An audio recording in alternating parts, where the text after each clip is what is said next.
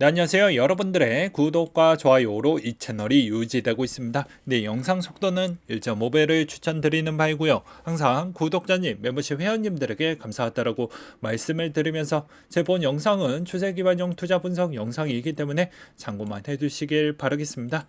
이번 주제는 테더 관련된 이야기를 좀 해보려고 하는데요. 최근에 테더가 1달러 비중을 계속 지켜내지 못하고 있는 모습을 계속 보여주고 있어서 좀 안타깝다라고 볼 수가 있습니다. 그래서 무슨 일이 조만간에 나올 수도 있다. 그래서 8월 지금 중순이 좀 지나가고 이제 9월 달로 가고 있는데 9월 달 가면 별로 안 좋다라고 했죠. 근데 이게 디페깅 현상이 왜 일어났는지 제 주관대로 한번 자료를 좀 정리를 해보았는데, 일단 달러의 환율 추이에 따른 영향성도 좀 있을 거라고 생각을 하고 있습니다. 일단 원달러 환율 말고 이제 위안화 환율이 너무 영향을 많이 받고 있다고 보시면 될 것 같습니다. 홍콩에 따른 자금력도 별로 좋지 않고요. 중국에 요즘 뭐 이슈가 많죠. 그런 영향이라고 볼 수가 있겠고, 그 다음에 이제 현재 중국은 장기 금리 인하 중인 상황인데, 반대로 미국은 추가 금리 인상까지 이야기가 나오고 있어서 중국과 미국의 태세 전환이 없으면 당분간 이런 형태가 계속 나올 수도 있다라는 이야기가 돌고 있는 시장입니다. 그렇다 보니까 요즘 다시 한번 피치에서도 연쇄 등급 하향 우려에 따른 이야기가 계속 나와주고 있는데요. 미국 은행에 대한 전면적인 등급 강등이 이루어질 수 있다. 은행업의 등급 강등 시 JP모건의 최우량 은행도 충분히 이번에 재조정될 수 있다. 뭐 JP모건 같은 은행들의 이야기를 하는 것입니다. 그래서 투자 적격성 여부가 안 나오는 그런 은행들은 이 좌측 하단을 보시게 되면 이 등급표가 있거든요. 이런 은행들이 다시 한번 재조정이 나오게 되면 아무래도 심각한 영향을 줄 수가 있겠지만, 반면에 이거는 미국에 한해서만 본다고 해도 충격이 되겠지만, 미국 밖에 있는 가장 취약한 아시아 쪽을 본다고 하면 아주 그냥 쳐맞을 수 있겠죠. 그러니까 그렇게도 해석을 해볼 수가 있다라는 것입니다.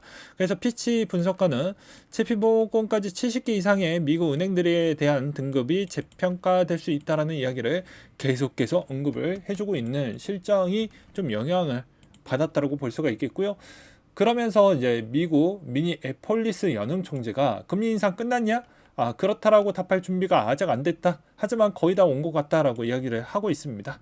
그렇기 때문에 지금 상태에서 11월 달에 주는 메시지가 정말 중요할 것 같은데요. 5.75까지 간다라고 하면 그게 이제 진짜 마지막인데, 5.75를 해놓고 여기에서 동결만 1년 동안만 가도 한 여러 곳이 아마 박살이 나지 않을까 싶습니다. 대부분 과거에 미국이 해왔던 패턴을 본다고 하면 등급을 재조정했었을 때에 따른 영향이 미국만 국한된 게 아니고, 우리가 이렇게 재조정을 했으니 나머지 유럽하고 아시아 쪽을 다시 한번 더 등급으로 후려치는 효과가 과거에 있었기 때문에 우리가 좀 우려하는 부분이 좀 된다라고 볼 수가 있겠고요. 그 다음에 아무래도 경제 성장을 유지하면 연착륙으로 갈 수 있지만, 안 그래도 문제점이 있는데, 이게 문제점이 이제 하나하나씩 내년이 될수록 들춰질 수 있다. 뭐 이런 이야기가 돌고 있는 실정입니다. 그럼 중국은 아까 이야기를 했듯이 대형 부동산 신탁 회사들, 그러니까 비구이 위안이라는 그런 회사가 있는데, 헝다보다 4배 정도 규모가 큰 뭐 부동산 회사라고 합니다. 이게 이제 사태가 커지려고 한다. 그래서 초대형 악재로 쓰일 수 있다. 이런 이야기가 많이 나오고 있다 보니까 환율의 영향성이 나오고 있는데, 그게 오히려 이렇게 영향을 주고 있는 실정이라고 볼 수가 있습니다. 그러면 테더사의 그런 상태가 현재 비트코인 보유 양도 어느 정도 가지고 있는 상태에서 테더사에 있는 이런 위치를 본다라고 하면, 아직 확인이 안 되는 여러 자산 범주, 이거 7월 31일 날 나왔던 보고서 기반으로 이야기를 하는 것입니다. 보게 되면 미국 국채 약간 지금 계속 가치가 좀 훼손이 됐죠. 그래서 지금 들고 있는 가격 추이보다는 더 낮은 형태로 좀 봐야 되겠고, 마이너스일 거니까. 그 다음으로 확인이 불가능한 거 몇 개를 좀 보도록 하겠습니다. 확인이 불가능한 건 아무래도 좀 규모는 조금 되는 담보대출하고 기타 대출, 요게 5번, 6번인데요. 이 5번하고 6번 부분이 대부분 90일 미만이 완전 담보화된 역환매부 조건 채권이기 때문에 이 영향성이 무엇에 투자했는지 그리고 어느 쪽에다가 더 많은 어느 나라에 더 많이 투자를 했는지 이런 것까지는 확인이 안 된다는 겁니다. 뭐 회사채도 마찬가지이긴 하지만 대부분 회사채는 그래도 비슷한 좀 우량 회사에다가 거의 투자를 하지 않았을까라고 추정을 하고 있는 바인데요. 반면에 이제 아시아 쪽에 있는 여러 가지 환율의 영향성과 그 다음에 국가적인 위기 부분에 따른 이 비중이 과연 잘 보장할 수 있을 거냐에 따른 물음표가 남을 수도 있다라는 것도 좀 같이 보는 게 맞지 않을까 싶어서 이렇게 한번 준비를 해봤습니다. 그래서 테더에 따른 문제점은 이제 막 시작을 하게 되고 아무래도 하반기로 계속 짙어질수록 중국의 회복 속도가 약간 보여지지 않는다라고 하면 이 지속성 여부는 계속 짙어질 것으로 보고 있는 실정입니다. 또 경기도 웨일님이 분석한 내용을 또 가지고 와봤는데 여기서도 비슷한 내용을 또 볼 수가 있어요. 자, 이 델텍은 바하마 기반으로 활동을 했는데 이 바하마 기반의 이 델텍이 크라켄 쪽을 좀 많이 같이 좀 쓰고 있다라고 합니다. 간단한 내용으로는요. 그렇다 보니까 이 테더의 큰 자금들이 거래소에서 현찰 버퍼를 두는데 그 돈이 부족해지거나 넘치면 테더사를 통해 현금을 인출해오거나 다시 테더를 바꾸는 식으로 진행을 하는데 송금 방식이 부동산 투자용으로 기인한 후 변경하는 방식을 사용을 했었는데 요즘은 좀 힘들죠. 예. 그래서 크라켄 포함되어져 있는 그런 거래소들이 요즘 힘을 많이 못 쓰고 있다라고 보시면 될 것 같습니다. 그래서 최근 테더 상황을 본다라고 하면 뭐 나머지 뭐 바이낸스 US 빼놓고는 거의 다 뒷패깅이고 최근 크라켄 일시적으로 뒷패깅이 해소됐던 비트가 잠깐 올라왔던 건 우연이 아니고 어떻게 보면 롤백을 하기 위한 형태이지 않았겠냐라는 의견들도 계속 많이 나와주고 있는 실정입니다. 그래서 테더의 약간 불안 요소가 나머지 스테이블코인 쪽을 어떻게 해서든 충당하거나 좀은 우회하거나 이런 형태로 많이 쓰이지 않았을까라는 이분의 좀 주장도 있기도 하기도 했었습니다. 그럼 지금 상태에서 우리의 투자적 관점으로 만약에 해석을 해본다고 하면 어떻게 바라봐야 될까요? 여전히 이 스테이블 코인도 또 하나의 도미넌스의 역할론으로 통칭되기 때문에 아무래도 스테이블 코인의 영향 동력은 올해 초부터 지역은행들에 따른 미국의 지역은행 따른 파트너십 관계도가 있는 스테이블 코인과 중소은행 간의 뭐 실리콘뱅크나 뭐 이런 쪽이죠.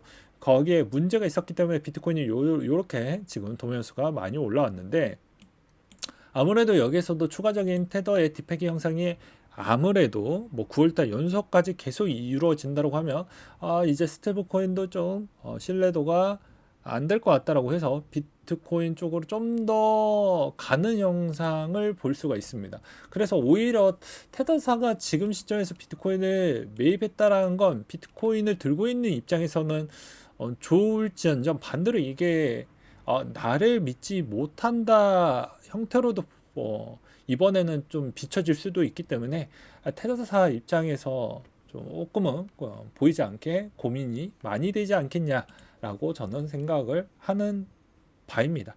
아무쪼록 이번 형태에서도 비트코인이 어느 정도 도미넌스가 갈 수 있는 저번에도 경우의 수를 몇 가지를 설명을 드리기도 했었는데 첫 번째로는 스테이블 코인에 따른 여러 가지의 위기가 올수록 비트코인 도미넌스가 더 많이 올라가는 형태가 나올 것이고 그래봐야 이게 일시적일 수도 있고 그렇지 않을 수가 있을 수가 있습니다.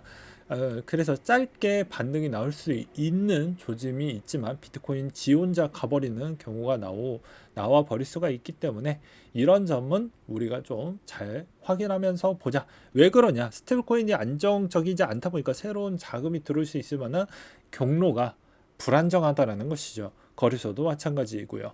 그 다음에 이제 두 번째 측면으로 본다라고 하면 신규 자금이 들어올 수 있을 만한 여력이 되어야 되는데 아시아 쪽은 미국의 신용 등급에 따른 변화 추이가 다시 한번 나온다고 하면 아시아 쪽이 경색이 되기 때문에 아시아 시장이 뭐 크립토 시장이 오픈이 다시 제대로 열린다고 해도 개막이 된다고 해도 자금 여력이 그쪽으로 들어올 수 있을 만한 환경을 일본을 제외한 나머지 쪽은 들어오기가 쉽진 않을 것 같다. 그리고 일본만 이 시장에서 들어온다고 해도 그렇게 파급력 있게 좋아질 기미는 약간은 어렵지 않겠냐라고 보는 실정입니다. 그러면 오히려 지금에서 믿을 수 있는 건 내년에 24년도 경기에서 제일 좋은 국가는 단일 미국밖에 없습니다. 그러니까 미국에 있는 쪽에서 다시 한번 펌픽이 나와야 갈 수 있다. 그래서 어떻게 보면 내가 들고 있는 알트코인도 미국 쪽에 있는 고래, 미국 고래인지 다른 고래 쪽인지 이런 거를 좀 확인을 해보신 다음에 접근해보는 전략도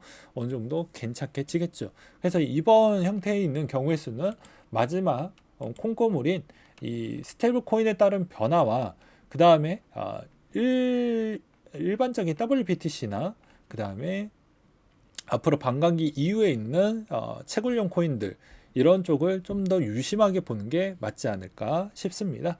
그 다음으로 이제 소식을 좀 본다고 하면 마이크로 스트래티지 마이클 세일러가 8월 1일자 기준으로 추가적으로 매수를 발표해서 15만 개를 보유 발표를 했는데요. 앞으로 더 많이 매입을 할 수 있을 만한 형태로 이제 다시 담보를 재설정을 해서 이제 회사에 있는 어느 정도 차입 비용을 좀 더 많이 만들어낸 뒤에 비트코인을 추가 2만 개까지 끌어올릴 수 있을 만한 계획도 이번 3만기에 나왔잖아요. 그래서 그 2만 개를 언제 또 사 모을지는 모르겠지만 대략적으로 그 2만 개를 계속 주기적으로 매입을 할 수 있을 만한 여력은 충분히 있기 때문에 비트코인에게는 나쁘진 않을 것으로 보여집니다. 또한 현재까지 마이크로 스트래티지 주식도 비트코인으로 인해서 많이 올라왔기 때문에 그런 점도 좀 같이 봐야 되겠죠. 그 다음에 SEC가 모든 비트코인 현물 ETF의 승인 결정을 24년도 초 때까지 연기한다라는 소식이 돌고 있다고 합니다. 그냥 떠도는 소문 한번 가지고 와봤고요. 그 다음으로 에이다 소식인데 현재 10만 달러 이상을 보유하고 있는 지갑이 25,294개로 16개월 만에 가장 많은 수라고 합니다. 그 다음으로 이제 언락 일정이 남아져 있는 거 16일, 17일, 19일 날 플로우, 에이프, 오아시스 등등 이런 게 있다라고 하니까 잘 찾아보시길 바라겠고요. 여전히 힘이 없는 시장인데 또 불구하고도 여기에서도 새로운 스테이블 코인이 등장하지 않고서야 또는 그 새로운 스테이블 코인 쪽에서 힘을 충분히 받지 않는 그런 형태라고 하면 쉽지는 않을 것 같다. 그리고 지금 요 30일 변화 추이를 본다라고 해도요.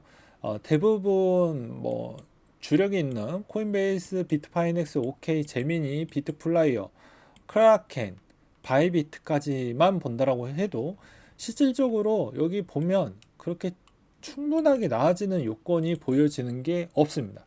아무리 간단하게 뭐 좀 더 후하게 점수를 준다라고 하더라도요. 그러니까 이런 점도 잘 보시기 바라겠고 오늘 내용 여기까지 준비했습니다. 네, 이상으로 마치도록 할게요.